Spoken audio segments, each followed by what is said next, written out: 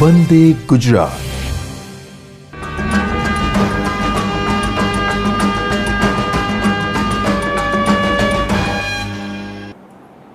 નમસ્તે વિદ્યાર્થી મિત્રો, મારું નામ કિરણ આર ચૌધરી, આદર્શ વિદ્યાલય પાટણ. છેલ્લા 20 વર્ષથી હું રસાયણ વિજ્ઞાન ભણાવું છું. આજે એક બહુ જ રસપ્રદ રસાયણ વિજ્ઞાનનો topic organic chemistry. Organic chemistry હોય એટલે એક ઇમેજિંગ ટોપિક, અને એમાં વિદ્યાર્થીઓને અચૂક રસ પડે જ. રસાયણ વિજ્ઞાનનો આજનો આપણે ટોપિક આલ્ડીહાઇડ, કીટોન અને કાર્બોક્સિલિક એસિડ સંયોજનો વિશે ભણીશું. હવે અગાઉ તમે કાર્બન સાથે ઓક્સિજન જોડાયેલા હોય તેવા સંયોજનો ભણી ચૂક્યા છો. હેલો આલ્કેન્સ, આલ્કોહોલ, આ બધા જ સંયોજનોમાં કાર્બન સાથે જુદા જુદા સંયોજનો જોડાયેલા હોય. જેમ કે હેલો આલ્કેન્સમાં કાર્બન સાથે હેલોજન, આલ્કોહોલમાં કાર્બન સાથે ઓક્સિજન, આલ્ડીહાઇડ, કીટોન અને કાર્બોક્સિલિક એસિડમાં પણ કાર્બન સાથે ઓક્સિજન જોડાયેલા છે. ફરક એ છે કે આલ્કોહોલ અને ઇથરમાં કાર્બન સાથે જે ઓક્સિજન જોડાયેલો છે તે સિંગલ બંધથી જોડાયેલો છે, જ્યારે આલ્ડીહાઇડ, કીટોન અને કાર્બોક્સિલિક એસિડ સંયોજનોમાં કાર્બન સાથે જોડાયેલો ઓક્સિજન દ્વિબંધથી જોડાયેલો હોય છે. તો કાર્બન સાથે ઓક્સિજન જે જોડાયેલો છે એ દ્વિબંધથી જોડાયેલો છે. આ દ્વિબંધથી જોડાયેલા સંયોજનો, કાર્બન સાથે ઓક્સિજન જ્યારે દ્વિબંધથી જોડાયેલો હોય ત્યારે આવા સંયોજનોને આપણે કાર્બોનિલ સંયોજન તરીકે ઓળખીએ છીએ. કાર્બોનિલ સંયોજનોમાં જનરલી 3 સમૂહનો સમાવેશ થાય છે: આલ્ડીહાઇડ, કીટોન અને કાર્બોક્સિલિક એસિડ. મુખ્ય આ 3 સમૂહોમાં આલ્ડીહાઇડ, કીટોન અને કાર્બોક્સિલિક એસિડની જો વાત કરીએ તો જનરલી કુદરતમાં ખાસ કરીને સુગંધ અને સ્વાદ માટે જાણીતા આ સંયોજનો,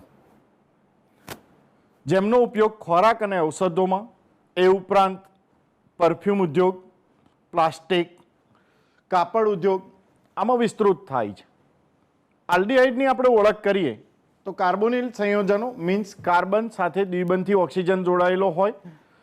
જનરલી આપણને ખબર છે કાર્બન 4 બંધ બનાવે છે. 4 બંધ પૈકીના 2 બંધ ઓક્સિજન સાથે બની ચૂક્યા, બાકી રહ્યા 2 બંધ. હવે જો 2 બંધ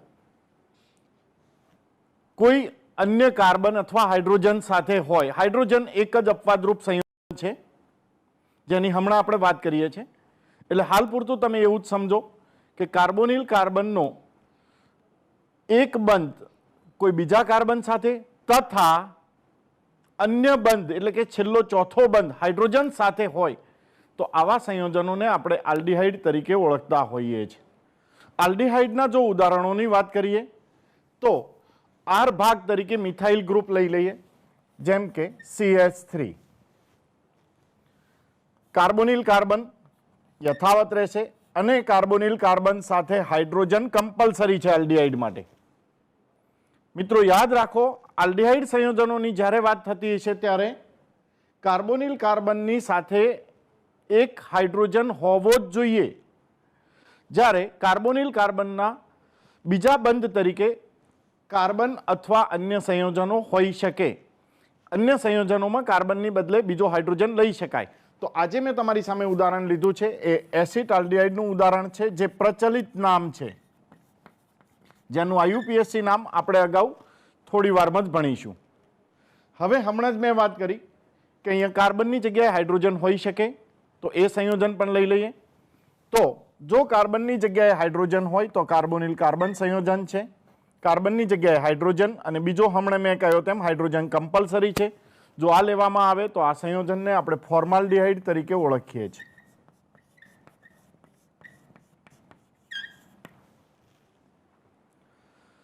આલ્ડીહાઇડના અન્ય સંયોજનોમાં એરિન ભાગ પણ આવી શકે, જેમ કે બેન્ઝીન, પરિચિત છો આપ સૌ. અને બેન્ઝીનની કોઈ એક કાર્બન સાથે જો કાર્બોનિલ કાર્બન જોડાયેલો હોય કાર્બોનિલ કાર્બનના 4 બંધ પૈકી એક બંધ બેન્ઝીન અને અન્ય બંધ હાઇડ્રોજન સાથે, જે મેં કહ્યું તેમ ફરજિયાત છે, જો જોડાયેલો હોય તો આ સંયોજનને આપણે બેન્ઝાલ્ડીહાઇડના નામે ઓળખીએ છીએ.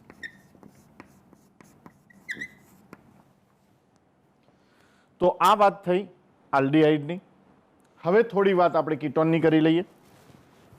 તો કીટોન સંયોજનોમાં તમે અહીંયા જોઈ શકો છો કે કાર્બોનિલ કાર્બનની સાથે 2 કાર્બન જોડાયેલા છે. આ બંને કાર્બન સરખા પણ હોઈ શકે, અલગ અલગ પણ હોઈ શકે. આલ્ડીહાઇડમાં તમે જોયું તેમ એક હાઇડ્રોજન ફરજિયાત હતો, અહીંયા એવું નથી. અહીંયા કાર્બોનિલ કાર્બન સાથે બાકીની બંને વેલેન્સી કાર્બનથી જ પૂર્ણ થવી જોઈએ. મિત્રો, ઉદાહરણ તરીકે કાર્બોનિલ કાર્બનની એક વેલેન્સી આપણે મિથાઇલ ગ્રુપથી અને બીજી વેલેન્સી પણ મિથાઇલ ગ્રુપથી જ પૂર્ણ કરીએ તો આ કીટોનનું ઉદાહરણ થયું કહેવાય. આ જે ઉદાહરણ તમારી સામે છે એને આપણે એસિટોનના હુલામણા નામથી ઓળખીએ છીએ. એસિટોન એ સૌથી ઉત્તમ દ્રાવક છે જેનો ઘણા બધા ઉદ્યોગોમાં ઉપયોગ થાય છે. જરૂરી નથી કે કાર્બોનિલ કાર્બન સાથે રહેલા બંને કાર્બન સમાન જ હોય, અલગ અલગ હોઈ શકે. ઉદાહરણ તરીકે કાર્બોનિલ કાર્બનની એક તરફ આપણે મિથાઇલ રાખીએ પરંતુ બીજી તરફ આપણે ઇથાઇલ ગ્રુપ મૂકીએ C2H5 તો આ પણ કીટોનનું જ ઉદાહરણ છે. આની વાત કરીએ તો કાર્બન થયા 1, 2 અને 2 અહીંયા કાર્બન છે, ટોટલ 4 કાર્બન છે. 4 કાર્બન આપણે જનરલી બ્યુટેન ઉપરથી એનું નામ આપીશું. એની જનરલી પેરેન્ટ ચેન બ્યુટ થશે અને કીટોન સમૂહ છે, ઓન લગાડી દઈએ તો બ્યુટેનોન તરીકે ઓળખીએ છીએ. IUPACમાં આગળ આપણે નામ ભણવાના જ છીએ. અને એ જ રીતે આમાં પણ જો કોઈ એક કાર્બન એરોમેટિક ગ્રુપનો હોય C6H5 અને બીજો કાર્બન મિથાઇલ કે ઇથાઇલ ગમે તે હોઈ શકે તો એ પણ બની શકે કે કાર્બોનિલ કાર્બનની બંને બાજુ કાર્બન હોવા જોઈએ અને એ પૈકી એક મિથાઇલ ગ્રુપ અને બીજું એરોમેટિક ગ્રુપનો કાર્બન અહીંયા તમારી સામે મૂક્યો છે અને આનું નામ છે એસિટોફિનોન. મિત્રો, બંને પણ એરોમેટિક ગ્રુપ હોઈ શકે તો આ બીજું ઉદાહરણ છે કે જેમાં કાર્બોનિલ કાર્બનની બાકીની બંને વેલેન્સી ફિનાઇલ ગ્રુપ દ્વારા પૂર્ણ થાય છે. તો આ પણ કીટોનનું ઉદાહરણ છે જેનું નામ છે બેન્ઝોફિનોન. તો હવે તમે આલ્ડીહાઇડ અને કીટોનથી પરિચિત થઈ ચૂક્યા છો. ફરી એકવાર આપણે રિપીટ કરી લઈએ. તો આલ્ડીહાઇડ અને કીટોન આમ જોવા જાઓ તો સરખું જ લાગે છે.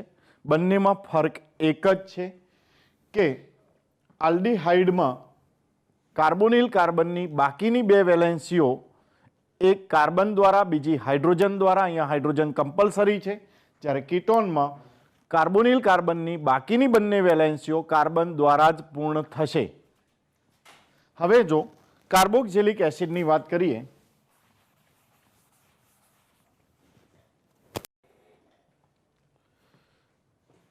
તો કાર્બોક્સિલિક એસિડમાં કાર્બોનિલ કાર્બનની બાકીની 2 વેલેન્સીઓ જે પૈકી એક કાર્બન દ્વારા જ, એક કેસ એવો છે કે જેમાં હાઇડ્રોજન પણ હોય છે, બાકી સામાન્યતઃ કાર્બન જ હોય છે અને બાકીની વેલેન્સી OH સમૂહ જેને આપણે હાઇડ્રોક્સી સમૂહ કહીએ છીએ તેના દ્વારા પૂર્ણ થાય છે. તો OH સમૂહ છે તેને હાઇડ્રોક્સી સમૂહ તરીકે ઓળખીશું. તો કાર્બોક્સિલિક એસિડ કે જેમાં કાર્બોનિલ કાર્બન સાથે એક બાજુ કાર્બન અને બીજી બાજુ હાઇડ્રોક્સી સમૂહ જોડાયેલો હોય તો એને કાર્બોક્સિલિક એસિડ કહીશું. જનરલી આના ઘણા બધા ઉદાહરણો વ્યવહારમાં જોવા મળે છે. ઉદાહરણ તરીકે આપણે જોઈએ તો કાર્બોક્સિલિક એસિડનું ઉદાહરણમાં કાર્બોનિલ કાર્બન તો ખરો જ. 2 વેલેન્સીઓ પૈકી એક વેલેન્સી કાર્બન દ્વારા પૂર્ણ કરીએ તો મિથાઇલ સમૂહ લઈ લઈએ અને બાકીની વેલેન્સી હાઇડ્રોક્સી સમૂહ દ્વારા પૂર્ણ કરીએ એટલે OH સમૂહ. તો અહીંયા ટોટલ 2 કાર્બન, એક ઓક્સિજન કાર્બોનિલ કાર્બનથી, જ્યારે બાકીનો ઓક્સિજન એ કાર્બોનિલ કાર્બન સાથે જ જોડાયેલો છે પરંતુ સિંગલ બંધથી છે અને એના બીજો બંધ હાઇડ્રોજન સાથે બનેલો છે. આ જે ઉદાહરણ તમારી સામે છે એને જનરલી આપણે આવી રીતે લખતા હોઈએ છીએ CH3COOH અને એને ઓળખતા હોઈએ છીએ એસિટિક એસિડ તરીકે.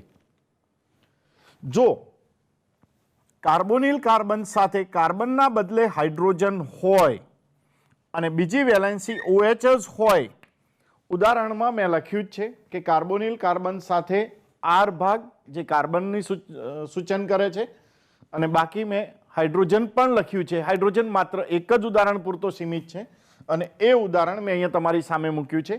જો આ ઉદાહરણ હોય તો આને આપણે ફોર્મિક એસિડ તરીકે ઓળખીશું.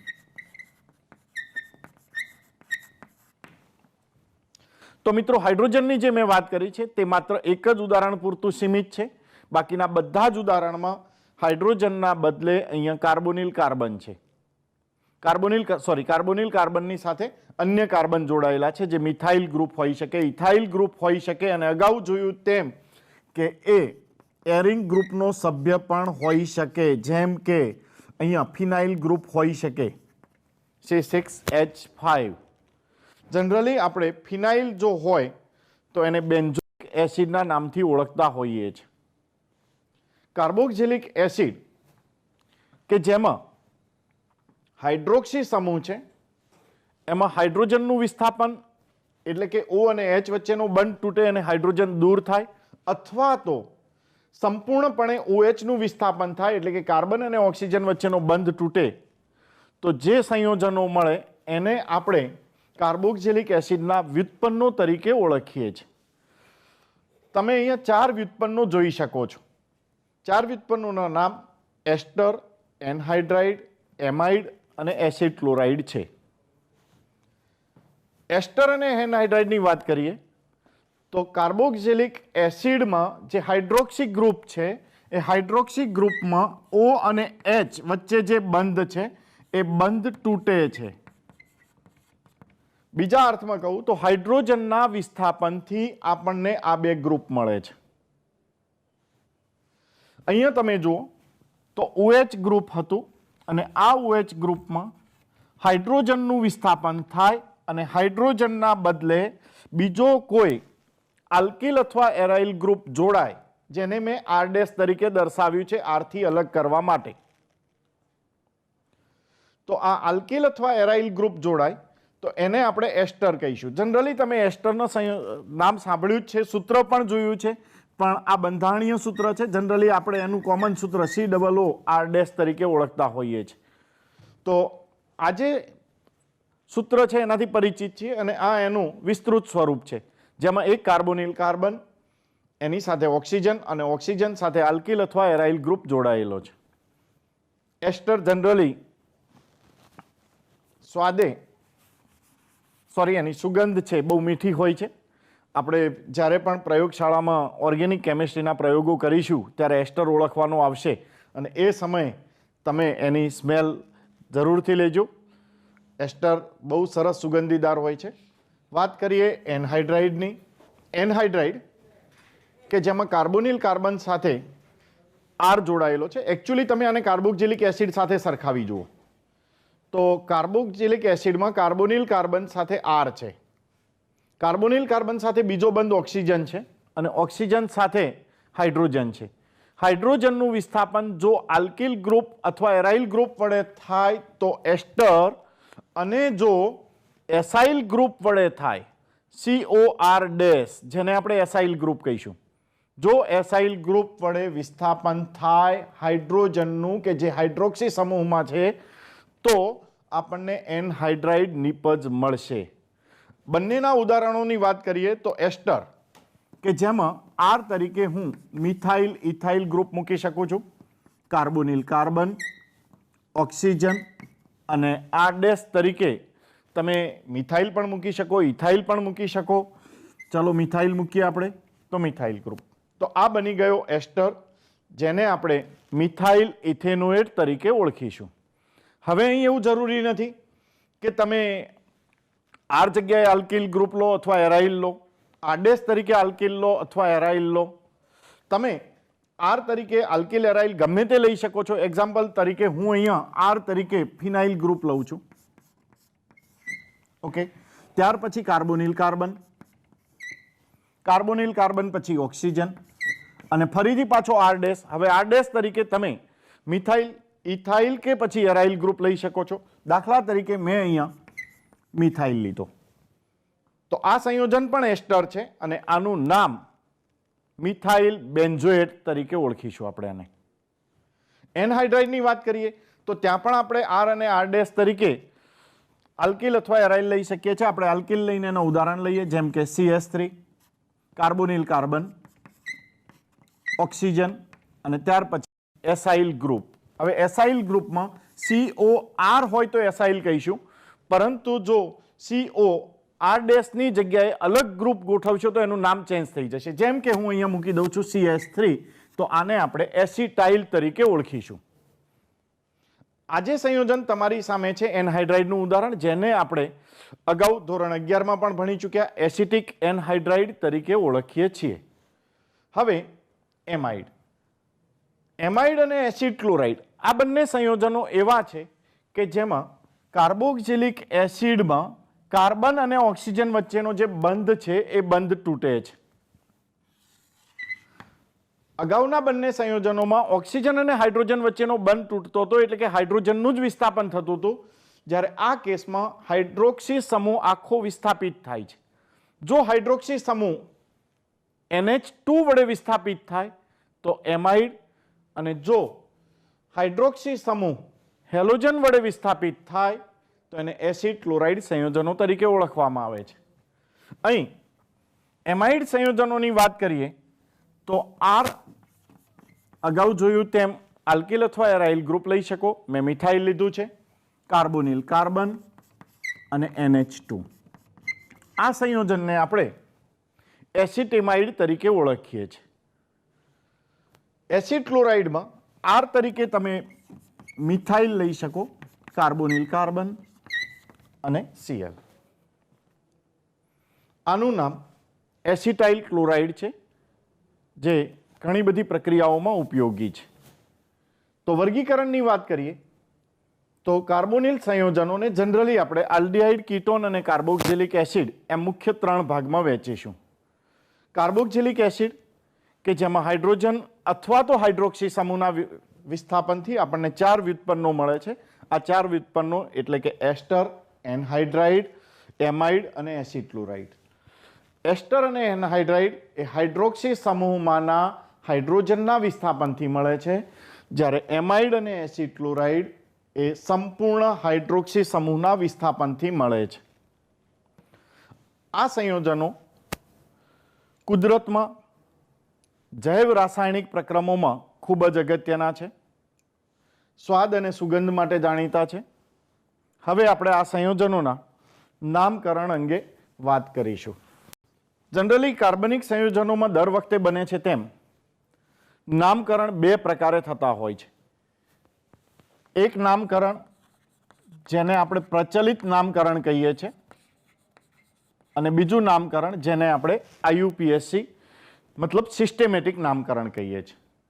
પ્રચલિત નામકરણ જનરલી એ પદાર્થને સંલગ્ન એની હિસ્ટ્રી છે, એને સંશોધન કર્યું છે એ મુજબ, મતલબ કે પ્રાદેશિક પ્રમાણે થયેલું છે. ઘણીવાર આ સંયોજનો માટે કેટલાક ગ્રીક શબ્દોનો ઉપયોગ પણ કરવામાં આવે છે. જેમ કે અહીં એક ઉદાહરણ હું લખું છું.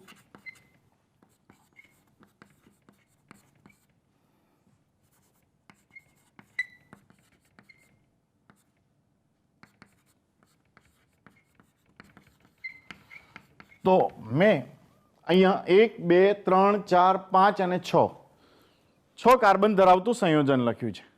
આ સંયોજનના પ્રચલિત નામકરણ માટે Greek letters alpha, beta, gamma, ડેલ્ટાનો ઉપયોગ પણ ઘણીવાર કરવામાં આવે છે. હવે શરૂઆત ક્યાંથી કરવી, આલ્ફા ક્યાંથી કરવો? તો સૌથી પહેલાં આપણે એક કામ કરીશું કે આ જે આખું સંયોજન છે એમાં સૌથી વધુ ક્રિયાશીલતા ધરાવતો જો કોઈ સમૂહ હોય તો એ છે COOH. COOHનું સ્થાન તમારે નક્કી કરવાનું છે, મતલબ COOH સમૂહ કયા કાર્બન ઉપર છે. તો COOH સમૂહ એ એના પછીના એટલે કે CH2 લખેલું છે તે કાર્બન ઉપર છે. આ કાર્બનને આપણે આલ્ફા તરીકે ઓળખીશું. એક્ઝેક્ટલી એના પછીના કાર્બનને બીટા તરીકે ઓળખીશું, ત્યાર પછી ગેમા અને પછી ડેલ્ટા. પ્રચલિત નામકરણમાં આ ગ્રીક લેટર્સનો યુઝ થાય છે અને ત્યારબાદ નામકરણ કરવામાં આવે છે.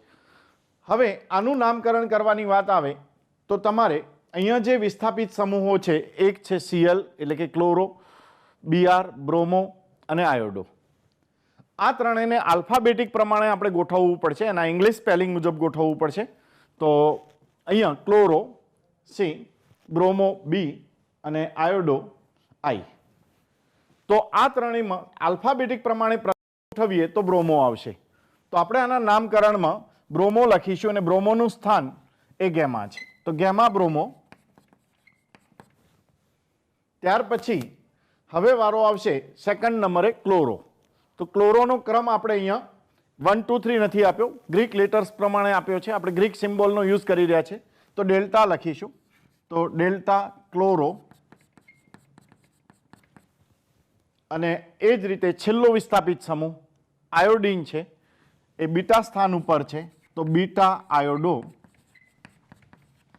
વિસ્થાપિતોનું નામ પૂર્ણ થયા પછી હવે આપણી જે મુખ્ય શૃંખલા છે એના કાર્બન ગણી અને એના આધારે નામ આપવું પડશે. એની અંદર ક્રિયાશીલ સમૂહ પણ સમાવેલો છે, તો એને પણ સમાવવું પડશે.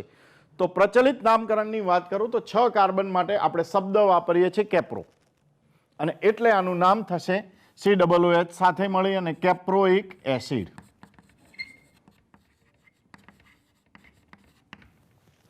આ જ રીતે ઘણા બધા આલ્ડીહાઇડ અને કીટોન કે જેના અલગ અલગ નામ છે, જેમ કે HCOOH. હમણાં થોડી વાર પહેલા આપણે આના માટે નામ લીધેલું, અને આ નામ છે ફોર્મિક એસિડ. આ પણ એનું પ્રચલિત નામ છે, સિસ્ટેમેટિક નામ નથી. એ જ રીતે CH3COOH, જેને આપણે એસિટિક એસિડ કહીએ છીએ. આલ્ડીહાઇડ અને કીટોનની વાત કરીએ તો એના નામકરણ પણ આ જ રીતે થાય છે, જેમ કે HCHO ફોર્માલ્ડીહાઇડ,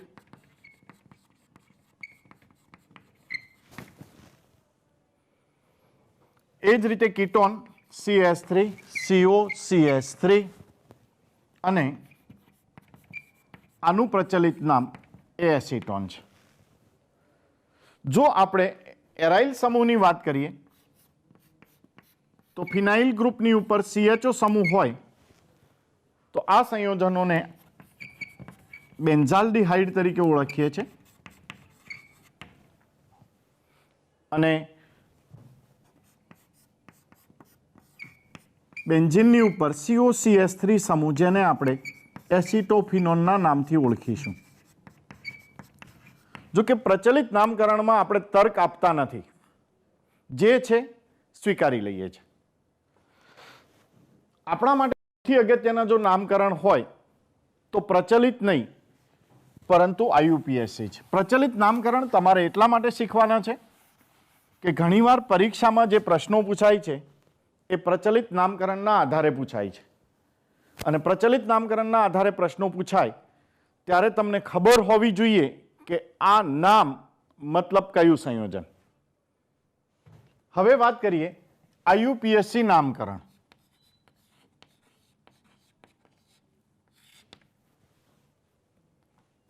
IUPAC નામકરણ એ IUPAC સંસ્થા દ્વારા સિસ્ટેમેટિક નામકરણના એક નિયમો બનાવ્યા છે.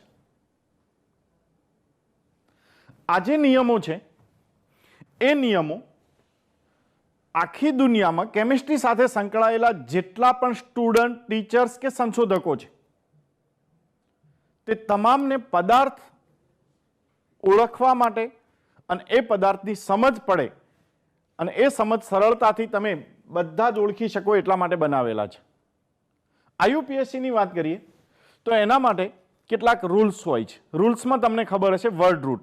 વર્ડ રૂટનો મતલબ થાય કે કાર્બનની લાંબામાં લાંબી શૃંખલા કઈ છે અથવા મુખ્ય શૃંખલા કઈ છે. ત્યાર પછીના નામકરણની વાત કરીએ તો જનરલી આ વર્ડ રૂટની આગળ પ્રાઇમરી પ્રત્યય લાગતો હોય, જે ફરજિયાત હોય છે. પ્રાઇમરી પ્રત્યય 3 હોય છે. એક N, જો બધા જ સિંગલ બંધ હોય તો વર્ડ રૂટમાં. ઇન, જો વર્ડ રૂટની અંદર દ્વિબંધ આવી જાય તો ઇન પ્રત્યય લગાડીશું. અને આઈન જો વર્ડ રૂટની અંદર ટ્રિપલ બંધ હોય તો. યાદ રાખો મિત્રો, આ ત્રણ પૈકી કોઈ એક પ્રત્યય લગાડવો ફરજિયાત છે. તો નામકરણ આપણું બનશે એમાં વર્ડ રૂટ, ત્યાર પછી પ્રાઇમરી પ્રત્યય જે ફરજિયાત છે. હવે પછી ક્રિયાશીલ સમૂહના આધારે થતું નામકરણ આવશે. ક્રિયાશીલ સમૂહના આધારે થતું નામકરણ જેમાં પૂર્વક અને પ્રત્યય બંનેમાંથી ગમે તે હોઈ શકે. ઘણીવાર એવું બને કે કોઈ એક ક્રિયાશીલ સમૂહ માટે કેટલીક વાર પૂર્વક પણ વપરાતો હોય અને કેટલીક વાર પ્રત્યયનો ઉપયોગ પણ થતો હોય. દાખલા તરીકે આ કેસમાં વાત કરું તો આલ્ડીહાઇડ અને કીટોન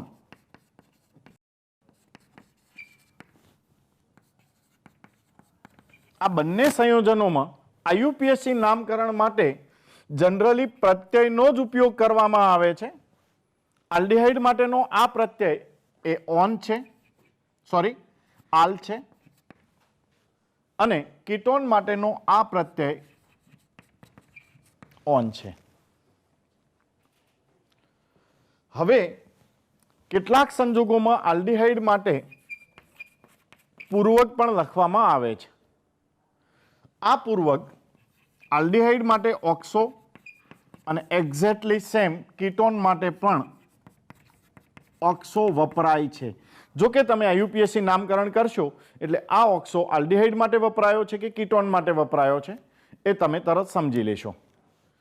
તો મિત્રો અહીંયા પૂર્વક અને પ્રત્યય તમારે જાણી લેવા જરૂરી છે, જેના આધારે તમે ક્રિયાશીલ સમૂહનું નામકરણ કરી શકો છો.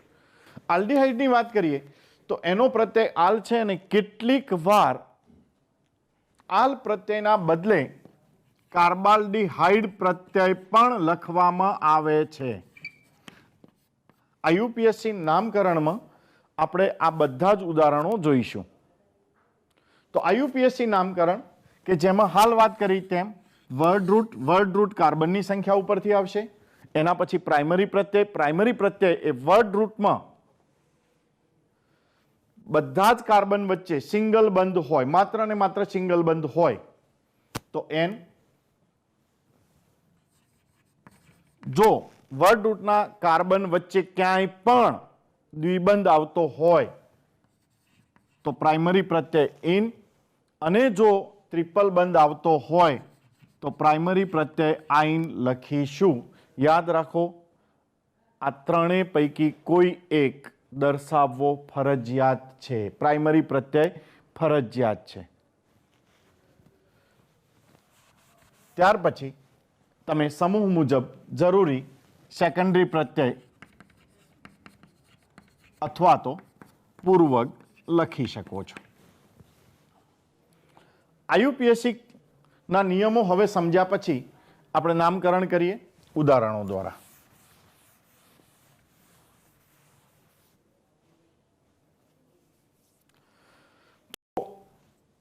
સૌ પ્રથમ સૌથી સરળ આલ્ડીહાઇડનું ઉદાહરણ લઈએ. સૌથી સરળ આલ્ડીહાઇડ HCHO. પ્રચલિત નામ હમણાં થોડી વાર પહેલા આપણે જોયું, જેને આપણે ફોર્માલ્ડીહાઇડ તરીકે ઓળખ્યો હતો. આ ફોર્માલ્ડીહાઇડને આઈયુપીએસસી સિસ્ટેમેટિક નામમાં સૌથી પહેલા તમારે કાર્બન સંખ્યા નક્કી કરવી પડશે અને અહીંયા કાર્બનની સંખ્યા છે 1. એક કાર્બન છે જેનું વર્ડ રૂટ નામ થશે meth. 1 carbon meth, 2 carbon eth, 3 carbon prop, 4 carbon but, 5 carbon pent. આ રીતે આગળ દરેકનું નામ આપીશું. અહીંયા એક જ કાર્બન છે તો આનું નામ થશે મિથ. પ્રાઇમરી પ્રત્યય સિંગલ કાર્બન છે એટલે કાર્બન કાર્બન વચ્ચે સિંગલ બંધ દ્વિબંધ જોવાનો સવાલ નથી. એન લગાડી દઈશું, જે ફરજિયાત છે પ્રાઇમરી પ્રત્યય તે. અને ત્યાર પછી ક્રિયાશીલ સમૂહ. તો ક્રિયાશીલ સમૂહ આલ્ડીહાઇડ. આલ્ડીહાઇડ માટેનો પ્રત્યય છે આલ. તો આનું નામ બની ગયું મિથેનાલ. હવે બીજું ઉદાહરણ જેમાં 2 કાર્બન લઈએ. અને 2 કાર્બન ધરાવતો આ આલ્ડીહાઇડ. કાર્બન સંખ્યા 2 છે. કાર્બન સંખ્યા 2 છે એટલે એનું વર્ડ રૂટ નામ થશે ઇથ. પ્રાઇમરી પ્રત્યય, બંને કાર્બન વચ્ચે તમારે બંધ જોવાના છે. બંને કાર્બન વચ્ચે સિંગલ બંધ છે. સિંગલ બંધ છે માટે પ્રત્યય આવશે એન, અને ક્રિયાશીલ સમૂહના આધારે સેકન્ડરી પ્રત્યય લાગશે આલ, એટલે આનું નામ બની જશે ઇથેનાલ.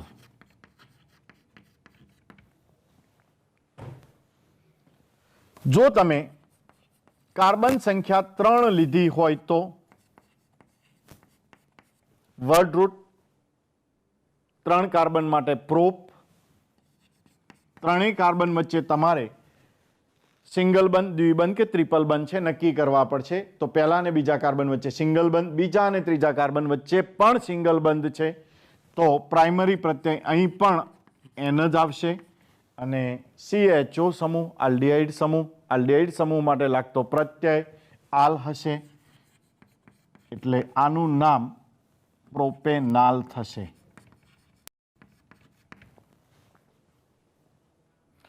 જો CH3 CH double bond CH CHO આ જે સંયોજન છે એનું નામકરણ કરવાનું થાય તો સૌથી પહેલા વર્ડ રૂટ નક્કી કરો, કાર્બનની સંખ્યા નક્કી કરો. કાર્બનની સંખ્યામાં 1 2 3 4. ઘણા વિદ્યાર્થીઓ એવા ભ્રમમાં રહે છે કે ક્રિયાશીલ સમૂહનો કાર્બન ગણવાનો નથી. મિત્રો યાદ રાખો, IUPAC પદ્ધતિ પ્રમાણે અને ખાસ કરીને જ્યારે તમે આલ્ડીહાઇડ માટે આલ પ્રત્યય લગાડવાના હોય એવા સંજોગોમાં તમારે બધા જ કાર્બન ગણતરીમાં લેવા પડશે, ઇવન ક્રિયાશીલ સમૂહના હોય તો પણ. તો અહીંયા 1 2 3 4 કાર્બન, 4 કાર્બન છે એટલે એનું વર્ડ રૂટ નામ થશે બ્યુટ. પ્રાઇમરી પ્રત્યય અહીંયા તમે જોઈ શકો છો કે કાર્બન કાર્બન પહેલા બીજા વચ્ચે, આપણે પહેલો બીજો એટલે ડાબી બાજુથી હું ગણતરી કરી રહ્યો છું, એક્ઝેક્ટલી નિયમ પ્રમાણે હજુ ક્રમ આપ્યા નથી, તો એ આપીશું. પછી આપણે જોઈશું કે કઈ બાજુથી ક્રમ આવે છે. તો પહેલા અને બીજા કાર્બન વચ્ચે સિંગલ બંધ, બીજા અને ત્રીજા કાર્બન વચ્ચે દ્વિબંધ, અને ત્યાર પછી જે છેલ્લા 2 કાર્બન છે એમની વચ્ચે સિંગલ બંધ છે. તો ભલે 2 સિંગલ બંધ હોય પરંતુ વચ્ચે એક દ્વિબંધ આવી ગયો છે માટે પ્રાઇમરી પ્રત્યય હવે એન નહીં લાગે. હવે પ્રાઇમરી પ્રત્યય તમારે લખવાનો થશે ઇન. ત્યાર પછી પ્રત્યય લગાડીશું જે ક્રિયાશીલ સમૂહ માટે લગાવીએ છીએ આલ. હવે મિત્રો અહીંયા દ્વિબંધ છે અને દ્વિબંધનું સ્થાન નક્કી કરવાનું છે. આમ તો દરેક ક્રિયાશીલ સમૂહનું સ્થાન નક્કી કરવું પડે, પરંતુ તમે જ્યારે આલ્ડીહાઇડ, કાર્બોક્સિલિક એસિડ જેવા ક્રિયાશીલ સમૂહો સાથે વાત કરતા હો તો એ હંમેશા છેડા ઉપર જ હોય છે. સાથે સાથે એમની ક્રિયાશીલતા પણ ઘણી વધારે છે, અને ક્રિયાશીલતા ઘણી વધારે છે તેથી એમને ઓલવેઝ નંબર 1 આપવામાં આવે છે.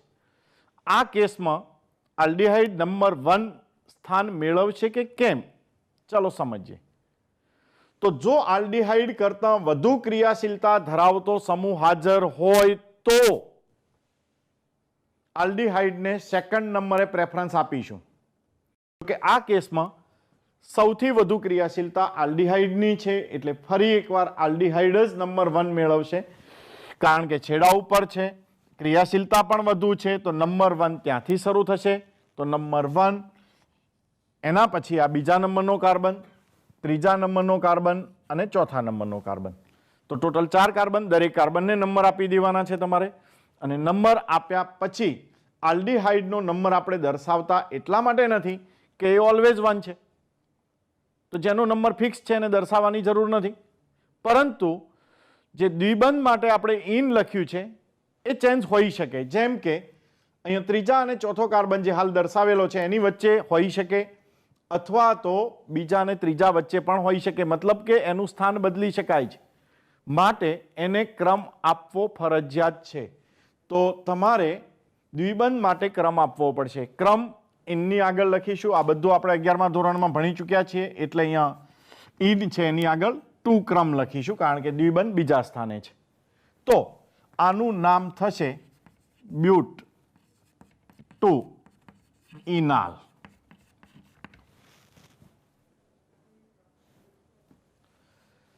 હવે મિત્રો કેટલીક વાર બીજા પ્રશ્નો થતા હોય છે.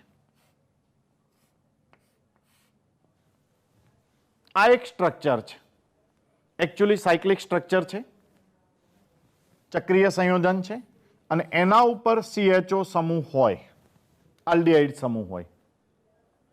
હવે આવા સંજોગોમાં વર્ડ રૂટ કેવી રીતે નક્કી કરવું? આવા સંજોગોમાં પ્રશ્ન એ થાય છે કે જો તમે ચક્રીય સંયોજન છે એ ચક્રીય સંયોજનના 5 કાર્બનને ગણતરીમાં લઈ લો, 1 2 3 4 અને 5, તો તમે આવું લખી શકો કે એનું વર્ડ રૂટ થાય. વર્ડ રૂટમાં અહીંયા હવે પ્રાઇમરી પૂર્વક પણ લાગશે, સાયક્લો. 5 કાર્બન છે, પેન્ટ આપણું વર્ડ રૂટ થયું. ચક્રીય દર્શાવવા માટે તમારે એક અલગથી પ્રાઇમરી પૂર્વક લખવો પડશે અને આ પ્રાઇમરી પૂર્વક હશે સાયક્લો. એટલે ટૂંકમાં આપણે અહીંયા લખીશું સાયક્લોપેન્ટ. ફરી એકવાર તમે જેને વર્ડ રૂટ નક્કી કર્યું છે એની અંદર જોઈ લો બધા સિંગલ બંધ છે કે ક્યાંય દ્વિબંધ છે. ક્યાંય દ્વિબંધ દેખાતો નથી, બધા જ સિંગલ બંધ છે. તો પ્રાઇમરી પ્રત્યય લગાડવો જ પડશે N. તો ચક્રીય સંયોજનો માટે નામ આપી દીધું સાયક્લોપેન્ટ, પ્રાઇમરી પ્રત્યય N લાગી ગયો. પ્રશ્ન રહ્યો CHO. તો CHO માટે ઘણા બધા વિદ્યાર્થીઓ અહીંયા વિચારતા હશે કે ચલો આલ લખી દઈએ. મિત્રો ઉપર ઉદાહરણો છે જ કે મેં જ્યાં પ્રત્યય તરીકે આલ લગાડ્યો છે. આ દરેક ઉદાહરણમાં તમે જોશો તો ક્રિયાશીલ સમૂહ CHO જે છે એના કાર્બનને ગણતરીમાં લીધો છે વર્ડ રૂટ તરીકે. અહીંયા જુઓ 2 કાર્બન એથ, 3 કાર્બન પ્રોપ, 1 2 3 4, એમાં CHO નો કાર્બન પણ આવી ગયો માટે બ્યુટ થયો. અહીંયા ધ્યાનથી જુઓ, આ જે સાયક્લિક કમ્પાઉન્ડ્સ છે એમાં 5 કાર્બન છે એ માત્ર ને માત્ર સાયક્લિક કમ્પાઉન્ડના જ છે, CHO સમૂહના કાર્બનને ગણતરીમાં લીધો નથી. તો આવા સંજોગોમાં આલ પ્રત્યય નહીં લાગે. આવા સંજોગોમાં CHO માટે આપણે પ્રત્યય જ લગાડીશું, પરંતુ કાર્બાલ્ડિહાઇડ લગાડીશું. મિત્રો યાદ રાખો કે જ્યારે CHO સમૂહ વર્ડ રૂટનો હિસ્સો ના હોય ત્યારે આલ પ્રત્યય નહીં લગાડીએ. આલ પ્રત્યયના બદલે કાર્બાલ્ડિહાઇડ લખીશું. તો અહીંયા આનું નામ IUPAC પદ્ધતિ પ્રમાણે સાયક્લોપેન્ટેન કાર્બાલ્ડિહાઇડ થશે.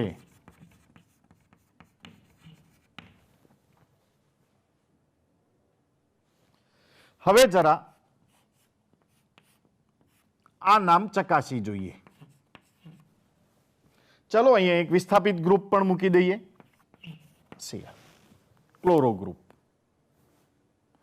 તો હવે આનું નામકરણ કરવું છે. ફરી એકવાર ઉપરના જેવી જ દ્વિધા અહીંયા પેદા થશે, જો કે હવે દ્વિધા છે જ નહીં, બધું ક્લિયર કટ થઈ ચૂક્યું છે. તો આના નામકરણમાં સૌથી પહેલા વર્ડ રૂટ નક્કી કરો. વર્ડ રૂટ મતલબ મુખ્ય શૃંખલા. મુખ્ય શૃંખલા તરીકે આપણી આ ચક્રીય શૃંખલા એ જ મુખ્ય રહેશે, જે 6 કાર્બનની છે. તો 6 કાર્બનની છે એટલા માટે હેક્સ. ચક્રીય છે માટે પ્રાઇમરી પૂર્વક સાયક્લો, એટલે આનું નામ વર્ડ રૂટ તરીકે સાયક્લોહેક્સ થશે. સેકન્ડ કામ તમારે કરવાનું છે. આના પછી વર્ડ રૂટ સૌથી પહેલા લખવાનું. વર્ડ રૂટ લખાઈ જાય એટલે તમારે પ્રાઇમરી પ્રત્યય વિશે જ વિચારવાનું. પ્રાઇમરી પ્રત્યય ક્યાં નક્કી કરશો? તો જે તમારો વર્ડ રૂટ છે એટલા કાર્બન ઉપર ધ્યાન કેન્દ્રિત કરો. વર્ડ રૂટના દરેક કાર્બન વચ્ચે જો સિંગલ બંધ હોય તો N લખી નાખો, અને અહીંયા પણ સિંગલ બંધ જ છે તો આપણે N લખી નાખીશું. તો કામ તમારું વર્ડ રૂટનું થઈ ગયું, પ્રાઇમરી પ્રત્યયનું પણ થઈ ગયું. હવે વાત આવે છે ક્રિયાશીલ સમૂહોનું નામકરણ. ક્રિયાશીલ સમૂહોના નામકરણ માટેની વાત કરીએ તો 2 ક્રિયાશીલ સમૂહો અહીંયા દેખાઈ રહ્યા છે. એક છે CHO એટલે કે આલ્ડિહાઇડ સમૂહ, બીજો સમૂહ છે Cl એટલે કે ક્લોરો સમૂહ. હવે તમારે નક્કી કરવું પડશે કે આ બંનેમાંથી કોની ક્રિયાશીલતા વધારે છે. આપ 11મા ધોરણમાં ભણી ચૂક્યા છો કે CHO સમૂહની ક્રિયાશીલતા વધારે છે, તો આપણે CHO સમૂહને પહેલું પ્રાધાન્ય આપીશું નામકરણ માટે. તો CHO સમૂહનું નામકરણ કરવું હોય તો એના માટે અગાઉ જોયું તેમ પ્રત્યય આલ, બીજો પ્રત્યય કાર્બાલ્ડિહાઇડ અને એક પૂર્વક પણ આપણે આગળ જોઈ ચૂક્યા છીએ અને એ પૂર્વક હતો ઓક્સો. તમારે અહીંયા ત્રણેયમાંથી કોઈ એક સિલેક્ટ કરવાનું છે. યાદ રાખો, શક્ય હોય ત્યાં સુધી આલ જ લખવાનું છે. જો આલ પ્રત્યય શક્ય ન હોય તો જ તમારે કાર્બાલ્ડિહાઇડ ઉપર જવાનું છે અને કાર્બાલ્ડિહાઇડ નામકરણ પણ શક્ય ના હોય તો ઓક્સો નામકરણ કરવાનું છે. હવે આ કેસમાં CHO માટે આલ પ્રત્યય શક્ય નથી. આલ પ્રત્યય શક્ય એટલા માટે નથી કે આપણું વર્ડ રૂટ કે જેમાં 6 કાર્બન ગણ્યા છે, હેક્સ લખ્યું છે અને આ 6 કાર્બન એ ચક્રીય સંયોજનના છે. આ 6 કાર્બનમાં CHO સમૂહનો કાર્બન ગણાયો નથી. CHO સમૂહનો કાર્બન ગણાયો નથી તો આલ પ્રત્યય નહીં લખી શકીએ, એની જગ્યાએ તમારે લખવું પડશે કાર્બાલ્ડિહાઇડ. તો આપણે પ્રત્યય તરીકે લખીશું કાર્બાલ્ડિહાઇડ. ઓકે. CHO સમૂહનું નામકરણ થઈ ગયા પછી બીજો એક સમૂહ બાકી છે Cl. તો Cl સમૂહ નામકરણ માટે હવે એનો પૂર્વક લાગે છે, આપણે પરિચિત છીએ અને એનો પૂર્વક Cl માટે ક્લોરો છે. તો ક્લોરો નામકરણ આ પ્રાઇમરી પૂર્વક છે સાયક્લો અને એના પહેલા લાગશે ક્લોરો. નામકરણ પૂરું થયું? ના, હજુ કંઈક ખૂટે છે. અહીંયા Cl સમૂહનું સ્થાન હું બદલી શકું છું અને જે સમૂહના સ્થાન બદલી શકાતા હોય તેના માટે ક્રમ દર્શાવવો ફરજિયાત છે. તો અહીંયા ક્રમ આપવો પડશે. હવે ક્રમના નિયમો શું છે? તો કે જે સૌથી વધુ ક્રિયાશીલ સમૂહ છે CHO એને પ્રથમ ક્રમ આપવાનો. યસ, પ્રથમ નંબર આપી દઈએ. અને હવે પછી સાયક્લિક છે. સાયક્લિકમાં તમે કોઈ પણ બાજુમાં ક્રમ આપી શકો, ક્લોકવાઇઝ, એન્ટી ક્લોકવાઇઝ, ગમે તે બાજુથી ક્રમ આપી શકો. ધ્યાન એ રાખવાનું છે કે Cl ને ઓછામાં ઓછો ક્રમ મળે એ તરફ ક્રમ આપવાનું શરૂ કરો. જો હું આ 1 છે એની લેફ્ટ સાઈડથી ક્રમ આપું તો અહીંયા 2, 3, 4, 5 Cl ને 5મો ક્રમ મળશે. જો હું રાઈટ સાઈડથી ક્રમ આપું તો આ નંબર 1, નંબર 2 અને નંબર 3. તો ક્લોરો ત્રીજો ક્રમ મેળવે છે જે ઓછામાં ઓછો ક્રમ છે. હવે યાદ રાખો, અહીંયા Cl માટે આપણે લખ્યું છે ક્લોરો, તો ક્રમ પણ એની આગળ લખીશું 3 ક્લોરો. હવે આનું નામ લખીએ એ પહેલા કાર્બાલ્ડિહાઇડનો ક્રમ આપવો તો મિત્રો આપો તો પણ ચાલે અને ન આપો તો પણ ચાલે, કારણ કે કાર્બાલ્ડિહાઇડની ક્રિયાશીલતા વધુ છે ત્યાંથી જ શરૂઆત કરીશું.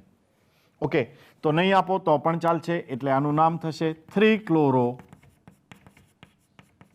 સાયક્લો હેક્ઝેન કાર્બાલ્ડિહાઇડ. તો નામકરણ આ રીતે થશે. હવે પછી નામકરણમાં આગળ વધીએ ને ક્યારેક એવું બને કે આલ્ડિહાઇડ કરતાં પણ વધુ ક્રિયાશીલતા ધરાવતો ક્રિયાશીલ સમૂહ હાજર હોય. દાખલા તરીકે કાર્બોક્સિલિક એસિડ. ઉદાહરણમાં આપણે પૂર્ણ સંયોજન લખી નાખીએ.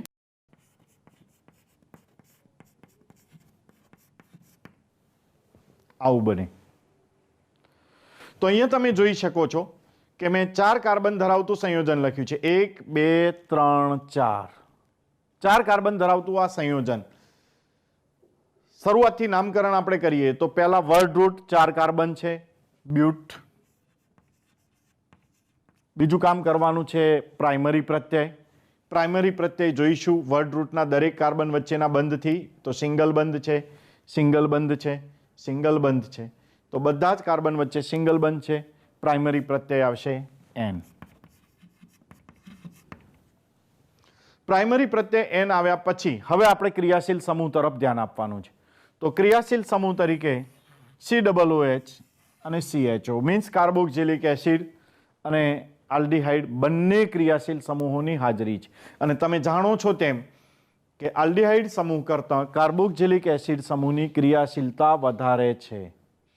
આવા સંજોગોમાં આપણે COOH નું નામકરણ પહેલું કરવું પડશે. COOH ના નામકરણ માટે ઓઇક એસિડ પ્રત્યય લગાવીએ છીએ, એ પણ તમને ખબર છે.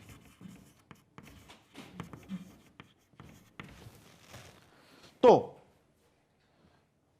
વર્ડ રૂટ બ્યુટ, પ્રાઇમરી પ્રત્યય એન, COOH જેની ક્રિયાશીલતા સૌથી વધુ છે એના માટેનો આપણે પ્રત્યય લગાડી દીધા ઓઇક એસિડ. હવે આવે છે CHO સમૂહનો વારો. જનરલી CHO સમૂહ છે એ પ્રત્યય લગાવવાનું પસંદ કરે છે, પણ એ જગ્યા ભરાઈ ચૂકી છે. COOH ના કારણે પ્રત્યય લાગી ચૂક્યો છે, સેકન્ડરી પ્રત્યય લાગી ચૂક્યો છે. કહેવાનો મતલબ એ છે કે CHO સમૂહ માટે પ્રત્યય લખવાની જગ્યા નથી. હવે તમારે બીજો વિકલ્પ શોધવો પડશે. તો આવા સંજોગોમાં તમે CHO માટે પૂર્વક લખશો. મિત્રો, થોડી વાર પહેલા જ CHO માટે મેં એક પૂર્વકની વાત કરી હતી. યાદ કરો કયો હતો પૂર્વક? તો એ પૂર્વક હતો ઓક્સો. તો આવા સંજોગોમાં આપણે નામકરણ ઓક્સોથી કરીશું. હવે ઘણાને પ્રશ્ન થશે કે ભાઈ હમણાં થોડી વાર પહેલા એવી વાત થઈ કે આલ્ડીહાઇડ માટે પણ ઓક્સો છે, કીટોન માટે પણ ઓક્સો છે. તો કેવી રીતે આપણને ખબર પડશે કે ઓક્સો આલ્ડીહાઇડ માટે છે, કીટોન માટે? તો સો સિમ્પલ છે, એકદમ સરળ છે. કઈ રીતે? કે જો કાર્બોનિલ કાર્બન છેડા ઉપર હોય તો સમજવું આલ્ડીહાઇડ છે, અને જો કાર્બોનિલ કાર્બન વચ્ચે હોય તો સમજવું કીટોન છે. અહીંયા છેડા ઉપર કાર્બોનિલ કાર્બન છે માટે ઓક્સો લખાયો છે, તે આલ્ડીહાઇડ સમૂહ માટે છે. તો આનું નામકરણ, હવે ક્રમ આપવાની વાત આવે છે. જનરલી આ દ્વિધાવાળો કેસ છે. ક્રમ કેવી રીતે આપવો? જનરલી ઘણા કહે છે COOH સમૂહ છે, સૌથી વધુ ક્રિયાશીલ સમૂહ છે, ક્રિયાશીલતા એની સૌથી વધુ છે, નંબર 1 આપી દો. બિલકુલ સાચી વાત, આપી દઈએ. ચલો એના પછી ક્રમશઃ 2, 3 અને 4. તો 4 ઓક્સો લખી દઈએ, લખી શકાય. પણ હું એમ કહું છું કે ના લખો તો પણ ચાલે. કેમ? કારણ અહીંયા લખેલા બંને ક્રિયાશીલ સમૂહો શેડા ઉપર છે અને એમના બંનેની પ્રકૃતિ છે કે એ શેડા ઉપર જ હશે. મતલબ એમના સ્થાન ચેન્જ થતા નથી. સ્થાન ચેન્જ થતા નથી તો પછી ક્રમ આપવાની જરૂર નથી. ન આપો તો પણ ચાલે.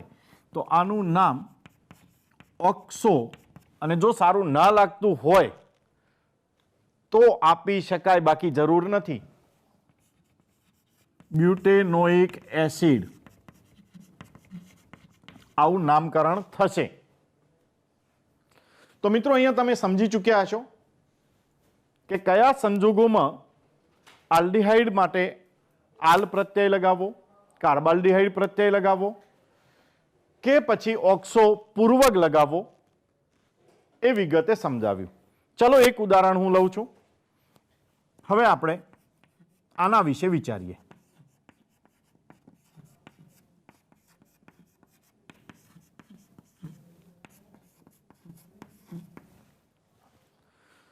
ચાલો, તમારું શું મંતવ્ય છે? નામકરણ કરવાનો પ્રયત્ન કરો, વર્ડ રૂટ નક્કી કરો પહેલા. તો લાંબામાં લાંબી શૃંખલા આપણે નક્કી કરીએ છીએ વર્ડ રૂટમાં. તો તમારા માટે 1, 2, 3, 4, 5. યસ, મીન્સ આ CHO રહી જશે. અથવા તો ઘણા અલગ રીતે પણ કોશિશ કરશે, કરી જોઈએ. 1, 2, 3, 4 પણ આ લોંગેસ્ટ ચેન નથી. 1, 2, 3, 4 આ પણ લોંગેસ્ટ ચેન નથી.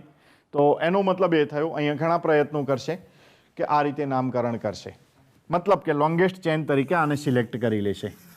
તો વર્ડ રૂટ 5 કાર્બન એટલે કે પેન્ટ કરશે, રાઈટ?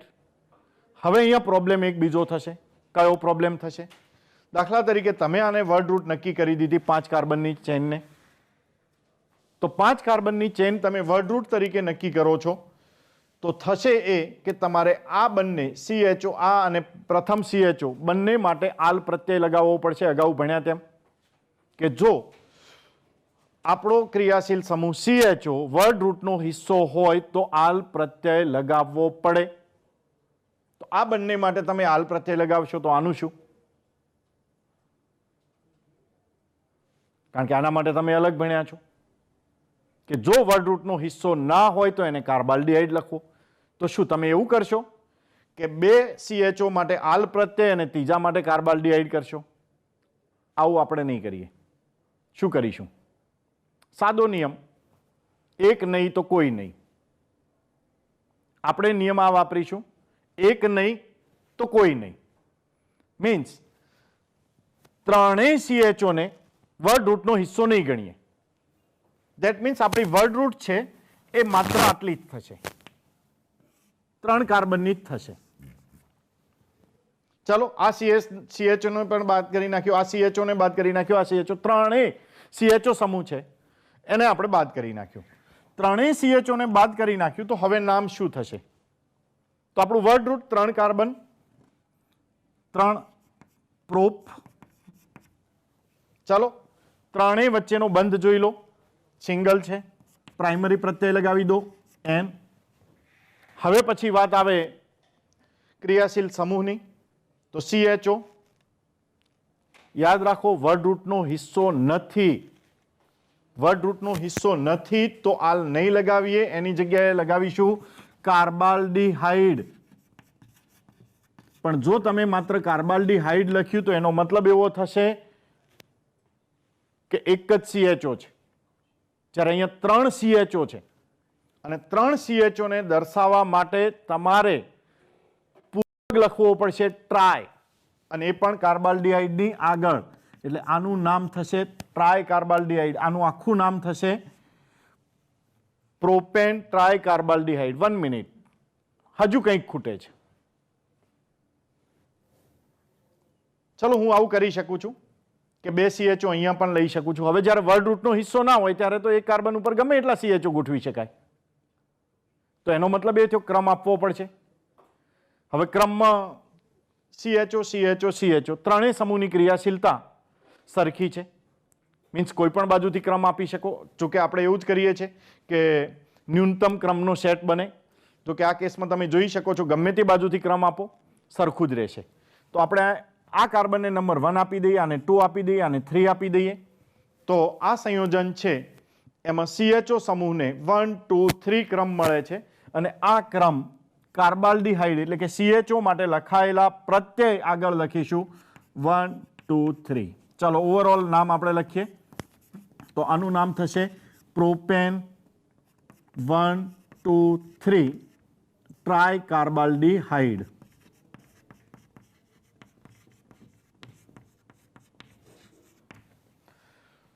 તો મિત્રો આનું નામકરણ હવે વિચારી જુઓ.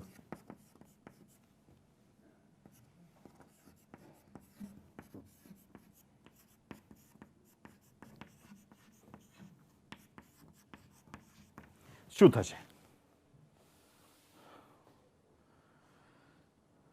તો આ સંયોજનમાં વર્ડ રૂટ નક્કી કરવું પડશે. વર્ડ રૂટમાં ફરી એકવાર 1 2 3 CHO છે. જનરલી 2 હોય તો 2 છેડા ઉપર સમાવી શકાય, 3 કે 3 થી વધુ હોય તો છેડા ઉપર નહીં આવે, ફાઇનલ છે.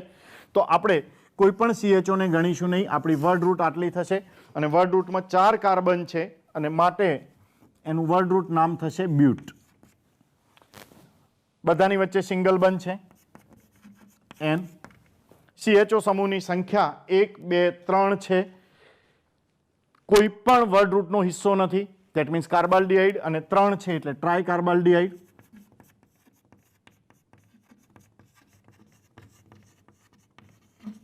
અને હવે છેલ્લે વારો છે ક્રમનો.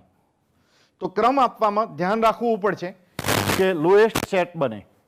લોએસ્ટ સેટ કઈ રીતે બનશે? જો તમે આ બાજુથી ક્રમ આપશો 1 2 3 4 મીન્સ આને 2 મળશે, આને 4 4 એટલે આપણો સેટ થશે 2 4 4 નો.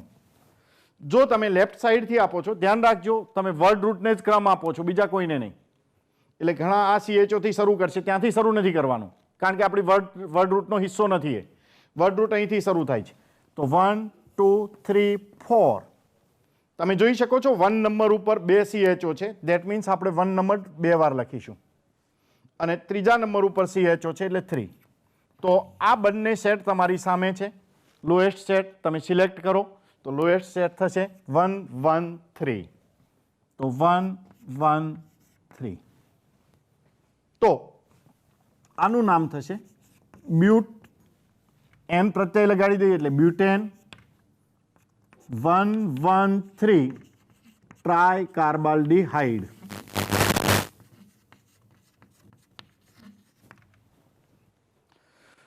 તો મિત્રો અહીંયા આલ્ડિહાઇડનું નામકરણ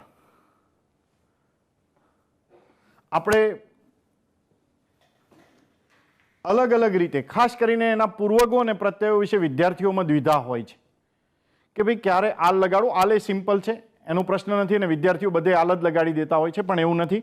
એની જગ્યાએ ઘણીવાર કાર્બાલ્ડિહાઇડ પ્રત્યય પણ લાગે છે અને ઘણીવાર ઓક્સોપૂર્વક પણ લગાવવામાં આવે છે. ઓક્સોપૂર્વકમાં ઘણી મુશ્કેલીઓ હોય છે, જેના માટે મેં કહ્યું કે આલ્ડિહાઇડ હંમેશા શેડા ઉપર હશે.